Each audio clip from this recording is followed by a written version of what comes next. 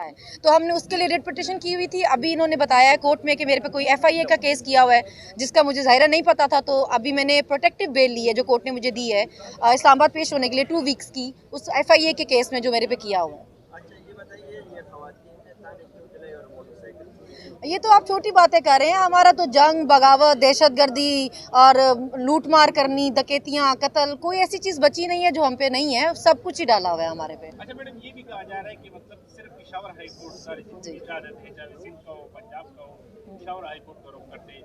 लाहौर के high court से क्यों रुजू नहीं करते, सिंध से क्यों नहीं करते? और जो पाकिस्तान तहरीक इंसाफ है, उनकी लीडरशिप का डेरे जो है केपी में, तो क्या तहरीक इंसाफ को खैबर पख्तूनख्वा तक महदूद कर दिया गया है?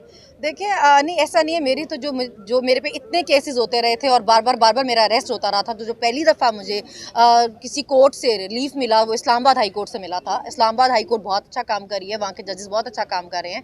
प्रॉब्लम ये है कि हम लोग यहाँ पे आए होते हैं तो इसीलिए यहाँ पेशावर हाई कोर्ट से बेल अप्लाई कर लेते हैं। ऐसा नहीं कि किसी और कोर्ट में काम नहीं हो रहा।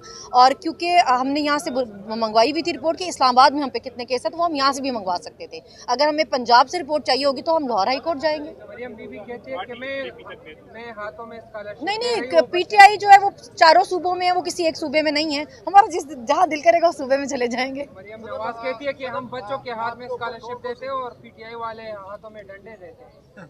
जी, और वो आपने लोगों के हाथों में सिर्फ टिकटॉक बनाने के लिए मटेरियल दिया हुआ है, खुद अपनी वो भी अपनी वीडियोस का। इसके अलावा काम वो कोई नहीं कर रही हैं।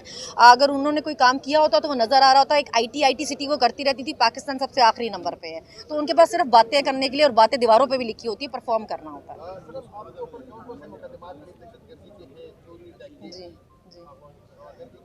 हम जब जेल में थे तो हम इस बात पे हंसते थे कि हमारे पे सिर्फ 9C और 9B नहीं है। हम जिस दिन निकलेंगे ये ना हो कि हम पे वो भी हो जाए, वो मंशियात का केस होता है, उसके अलावा हम पे सब कुछ है।